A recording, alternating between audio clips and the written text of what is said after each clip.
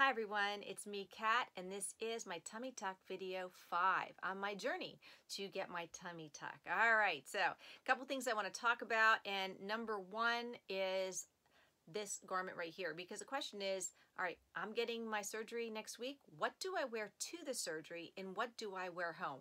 A lot of people say wear loose clothes, wear sweats. So what I did was, and I talked about this in video 4, I made a dress. Now this dress did not have an open closure front. I had to create that, but I'm going to have snaps going all the way down the front. And what I also did was I created, let me pull this up here so you can see, I created pockets below the waist, and these pockets are about 8 inches deep and they're about 6 inches wide. And then I left an opening in the side seam that's about 4 to, let's see if you can see that there, it's about 4 to 6 inches right here, maybe 5 inches, no bigger than that, so that I could put my hands into those openings at the side seams, pull out my drains and put them in the pockets to make it easier when it comes time to drain them out. Anything I can do to make it easier for my husband, I'm going to do that. So this is going to be a custom dress. I am making another one as well, just 2. And then once I'm finished on this tummy tuck journey and I'm all better, I'm just going to stitch up the side seams, and then I may take off my pockets because I'm just not a pocket kind of girl. All right, so that has been taken care of. Now, what do you wear under your garment? Well, I'm definitely going to be wearing underwear down, but going back, I have no idea. I don't know what they put me in. They're going to put me in a binder, but what to wear on the bottom?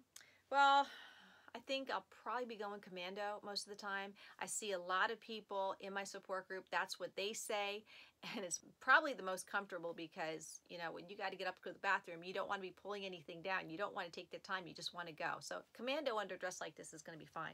But I also purchased some men's underwear in my husband's size. Someone said that these are pretty comfortable. And I don't know, but if they're not comfortable, they go right to him. And if they are comfortable, I'll wear them until I'm finished, and then they'll go right to him.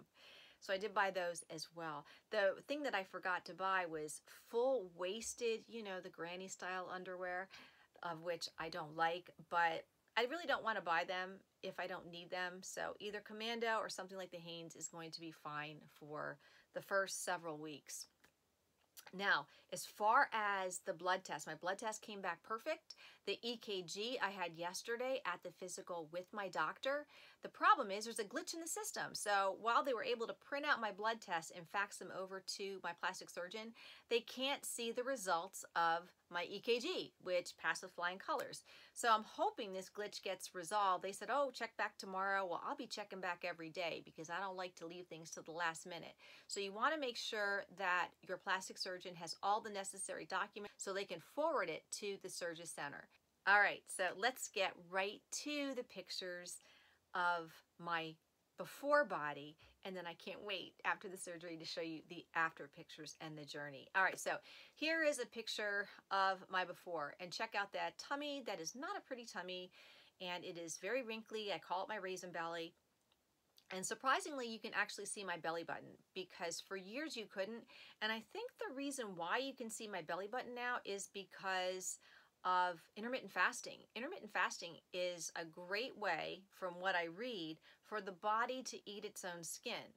That being said, it's never going to take care of my problem. But it seems to, over the period of 3 years, I can actually see my belly button, whereas I couldn't really see it before. And the wrinkles aren't as bad. They're a little bit better, but they're never going to go away. And this is not from weight gain. This is from having large babies, and the baby size for mine were 8'4" to almost 9 pounds. And I went from 122 to 172.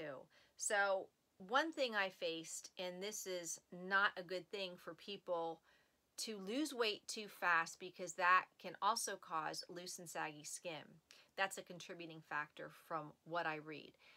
And the problem was, during my first pregnancy, I went from 172 at my highest recorded weight, and then 2 days later when I left the hospital, they weighed me, I was 158. So I lost 15 pounds in 2 days. Then 2 weeks later, when I went for my 2-week checkup, I weighed 142. I lost 30 pounds in 2 weeks. That's a lot of weight to lose. And so where does the skin go? It's, you know, it's just not going to go back, in my case, the way it was. So it does not look good, and it will never look good. Then fast forward 3 more babies later, when I had my 4th child, take a look at this side profile, because after my 4th child, I had a cesarean and I developed this pooch, and I have never had that pooch before, and it just does not look nice at all. And that's what I'm looking forward to getting rid of. And also check out the protrusion of my belly. There is no way I don't have muscle repair. You know, my plastic surgeon said, well, we won't know about muscle repair till we go in there. And I'm like, someone my size, having babies that are 8'4" to almost 9 pounds, honestly, it's almost impossible for me not to need muscle repair surgery. So I am definitely expecting that. I never remember my belly going out like that. And I do worry that, you know, I am a person who works out all the time. And I always worry over the years, were some of my ab exercises making my diastasis recti, I hope I'm pronouncing that right, did they make it worse?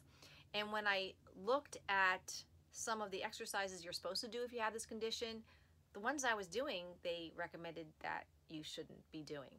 So that could have made it worse as well, because it just was never like this until, you know, I would say around 40 years old, and then I saw it getting worse.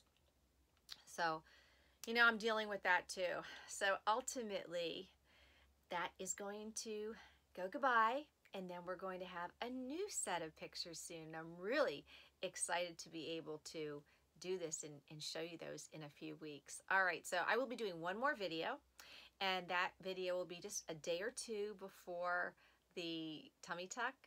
And I'm excited, and I want to thank you for watching. And if you know people over 50 that are getting tummy tucks, please, you know, share this video with them, because I'm just one of a few people in this age group. There's a lot of people that are younger, and there's not a whole lot of journeys for people who are in their 50s.